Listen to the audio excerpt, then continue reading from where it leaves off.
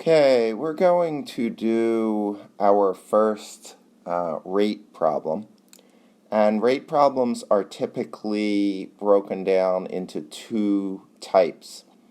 The first one is a boat in water, and the second one is an airplane in wind. And both of them have the same method of solving. And there's a fundamental understanding that has to take place for both of these.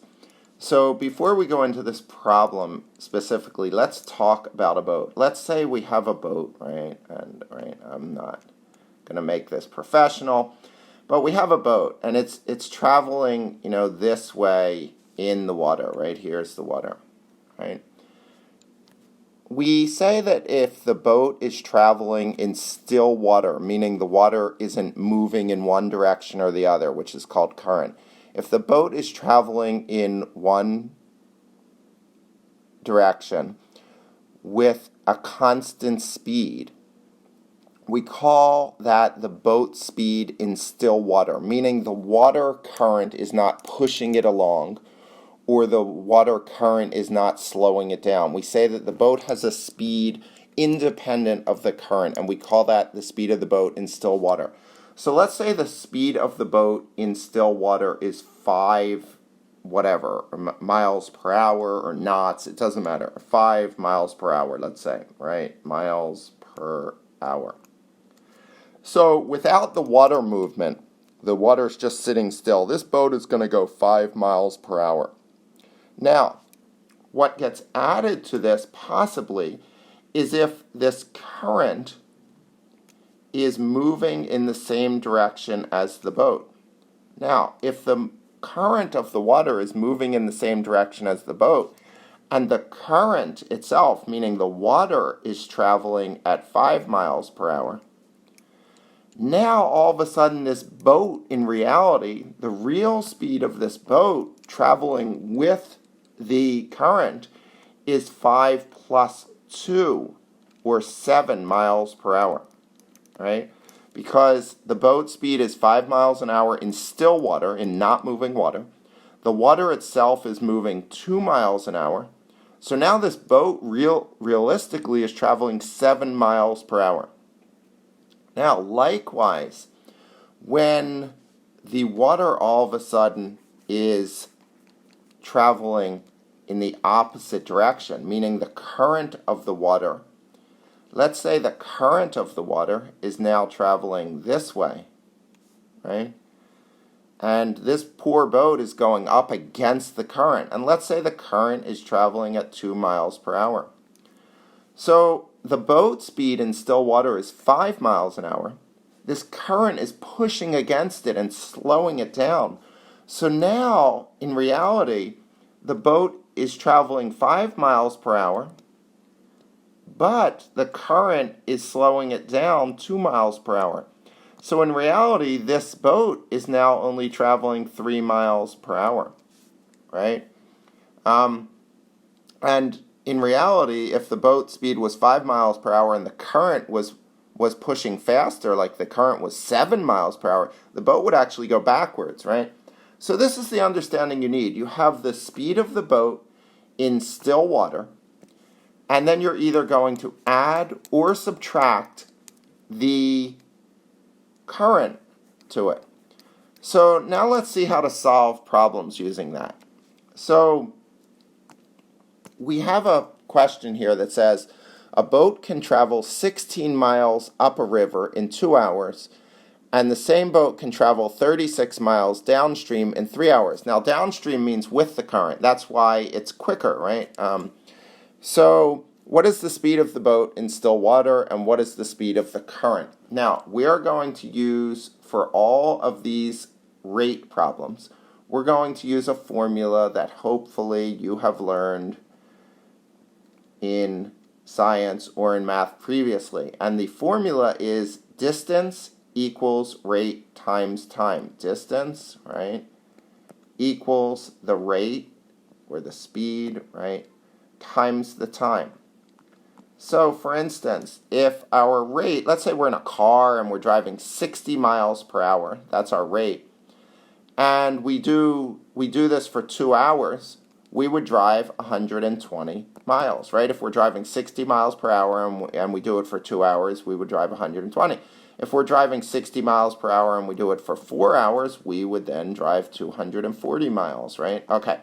So there's our formula. So what we're going to do is we're going to use tables to solve all of these problems, right? And we're going to set up our tables the same way each time. And we're going to write the formula right on top. Distance equals rate times time. Okay, now, the rows are going to be up the river and down the river, or upstream and downstream, right? Now, the key point to remember is when you're going upstream, that means you're going against the current. The current is slowing you down. When you go downstream, the current is pushing you along. So now we're going to fill in all the information that they told us. So first they told us that the boat can travel 16 miles, that's upstream, in 2 hours, right? In 2 hours.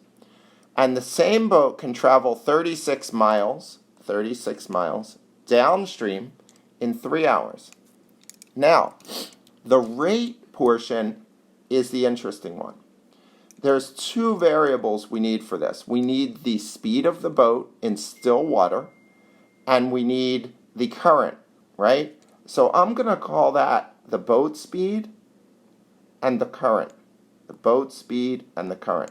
Now, when I go upstream, the current is pushing against me, so the current is going to slow me down. So it's the boat speed in still water minus the current. But when I go downstream, I have the boat speed in still water plus the current is going to be my actual speed. Now, here's the great part about using a table. The formula is written right up on top, right here, right? So now I have 2 formulas written for me. The first one is right here.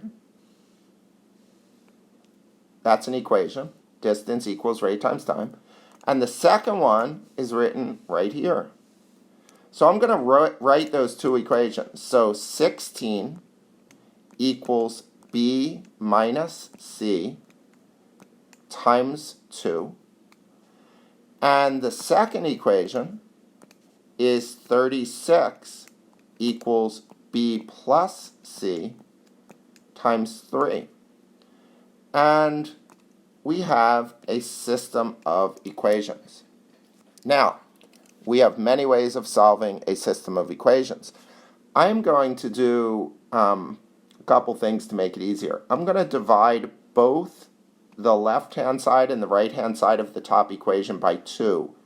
So this would give me 8 equals B minus C. And for the bottom equation, I'm going to divide both sides by 3, right? And this would give me 12 equals B plus C.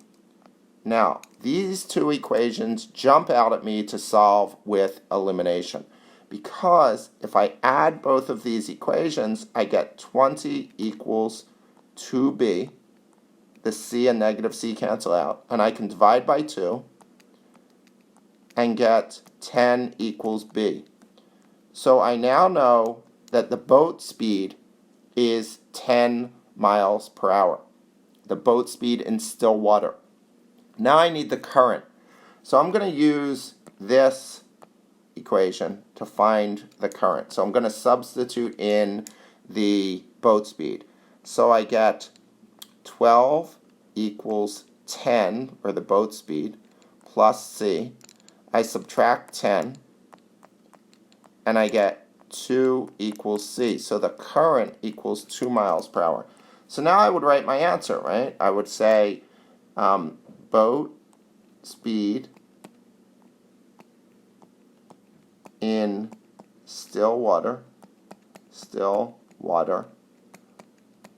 is 10 miles per hour, 10 miles per hour. And current is 2 miles per hour. 2 miles per hour.